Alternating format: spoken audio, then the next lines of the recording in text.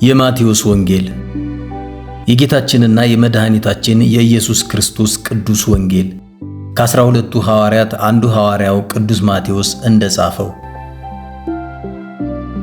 የዳዊት ልጅ የአብርሃም ልጅ የጌታችን የኢየሱስ ክርስቶስ የትውልድ መጽሐፍ። አብርሃም ይስሐቅን ወለደ፣ ይስሐቅም ያዕቆብን ወለደ፣ ያዕቆብም ይሁዳንና ወንድሞቹን ወለደ። ይሁዳም ከትዕማር ፋሬስንና ዛራን ወለደ። ፋሬስም ኤስሮምን ወለደ። ኤስሮምም አራምን ወለደ። አራምም አሚናዳብን ወለደ። አሚናዳብም ነአሶንን ወለደ። ነአሶንም ሰለሞንን ወለደ። ሰለሞንም ከራኬብ ቦዔዝን ወለደ። ቦዔዝም ከሩት ኢዮቤድን ወለደ። ኢዮቤድም እሴይን ወለደ። እሴይም ንጉሥ ዳዊትን ወለደ። ንጉሥ ዳዊትም ከኦርዮ ሚስት ሰለሞንን ወለደ። ሰለሞንም ሮብዓምን ወለደ። ሮብዓምም አብያን ወለደ። አብያም አሳፍን ወለደ። አሳፍም ኢዮሳፍጥን ወለደ። ኢዮሳፍጥም ኢዮራምን ወለደ። ኢዮራምም ዖዝያንን ወለደ። ዖዝያምም ኢዮአታምን ወለደ። ኢዮአታምም አካዝን ወለደ። አካዝም ሕዝቅያስን ወለደ። ሕዝቅያስም ምናሴን ወለደ። ምናሴም አሞጽን ወለደ። አሞጽም ኢዮስያስን ወለደ። ኢዮስያስም በባቢሎን ምርኮ ጊዜ ኢኮንያንንና ወንድሞቹን ወለደ። ከባቢሎን ምርኮም በኋላ ኢኮንያን ሰላትያልን ወለደ። ሰላትያልም ዘሩባቤልን ወለደ። ዘሩባቤልም አብዩድን ወለደ። አብዩድም ኤልያቄምን ወለደ። ኤልያቄምም አዛርን ወለደ። አዛርም ሳዶቅን ወለደ። ሳዶቅም አኪምን ወለደ። አኪምም ኤልዩድን ወለደ።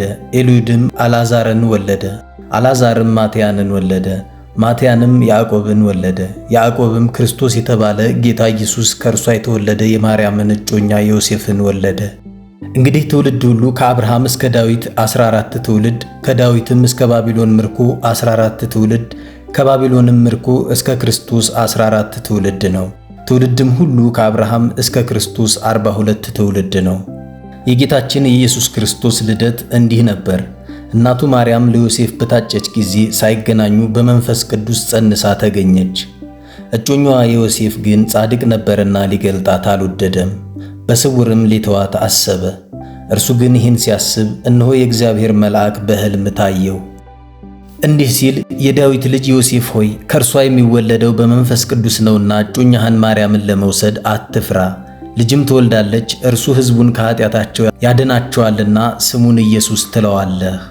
ይህም ሁሉ የሆነ ከእግዚአብሔር ዘንድ በነቢይ የተነገረ ይፈጸም ዘንድ ነው። እንዲህ ሲል እነሆ ድንግል ትጸንሳለች፣ ልጅም ትወልዳለች፣ ስሙንም አማኑኤል ይሉታል። ትርጓሜውም እግዚአብሔር ከኛ ጋር ማለት ነው። ዮሴፍም ከእንቅልፉ ነቅቶ የእግዚአብሔር መልአክ እንዳዘዘው አደረገ።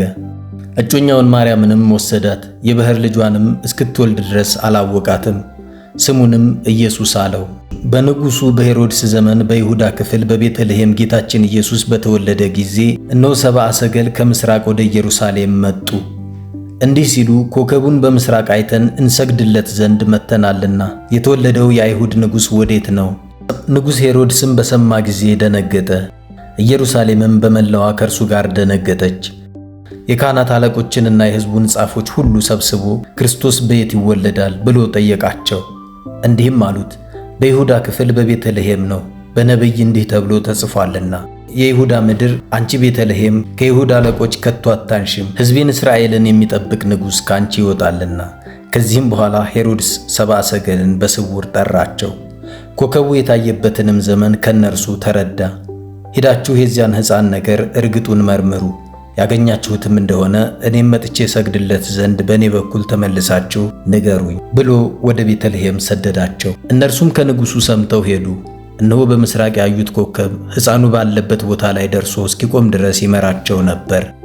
ኮከቡንም አይተው ታላቅ ደስታ ደስ አላቸው። ወደ ቤትም በገቡ ጊዜ ሕፃኑን ከእናቱ ከማርያም ጋር አገኙት። ወድቀውም ሰገዱለት። ሳጥኖቻቸውንም ከፍተው ወርቅና ዕጣን ከርቤም እጅ መንሻ ቀረቡለት። ወደ ሄሮድስም እንዳይመለሱ በሕልም ነገራቸው። በሌላ መንገድም ወደ ሀገራቸው ሄዱ። እነርሱም ከሄዱ በኋላ እነሆ የእግዚአብሔር መልአክ ለዮሴፍ በሕልም ታይቶ ሄሮድስ ሕፃኑን ሊገድለው ይሻዋልና ተነሳ፣ ሕፃኑንና እናቱንም ይዘህ ወደ ምድረ ግብፅ ሽሽ፣ እስክነግርህም ድረስ በዚያ ኑር አለው። እርሱም በሌሊት ተነስቶ ሕፃኑንና እናቱን ይዞ ወደ ግብፅ ሄደ። ከእግዚአብሔር ዘንድ ልጄን ከግብፅ ጠራሁት ተብሎ በነቢይ የተነገረው ይፈጸም ዘንድ ሄሮድስም እስኪሞት ድረስ በዚያ ኖረ። ከዚህም በኋላ ሄሮድስ ሰብአ ሰገልን እንደተዘባበቱበት ባየ ጊዜ እጅግ ተቆጣና ጭፍራዎቹን ልኮ ከሰብአ ሰገል እንደተረዳው ዘመን ልክ 2 ዓመት የሆናቸውን ከዛም የሚያንሱትን በቤተልሔምና በአውራጃዎቻቸው ሁሉ የነበሩትን ሕፃናት አስገደለ። ያን ጊዜ በነቢዩ በኤርምያስ የተነገረው ተፈጸመ። እንዲህም ሲል ራሔል ስለ ልጆቿ ስታለቅስ ብዙ ልቅሶና ዋይታ በራማ ተሰማ፣ መጽናናትንም እምቢ አለች፣ ልጆቿም የሉምና።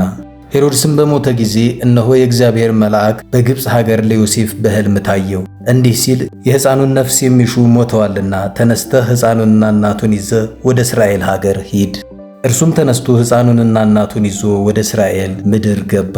አርኬላኦስም በአባቱ በሄሮድስ ፈንታ በይሁዳ እንደነገሰ በሰማ ጊዜ ወደዛ ለመሄድ ፈራ። በሕልምም ተገልጦለት ወደ ገሊላ አውራጃ ሄደ። በነቢያት ልጄ ናዝራዊ ይባላል የተባለው ይፈጸም ዘንድ ናዝሬት ወደምትባል ከተማ መጥቶ ኖረ።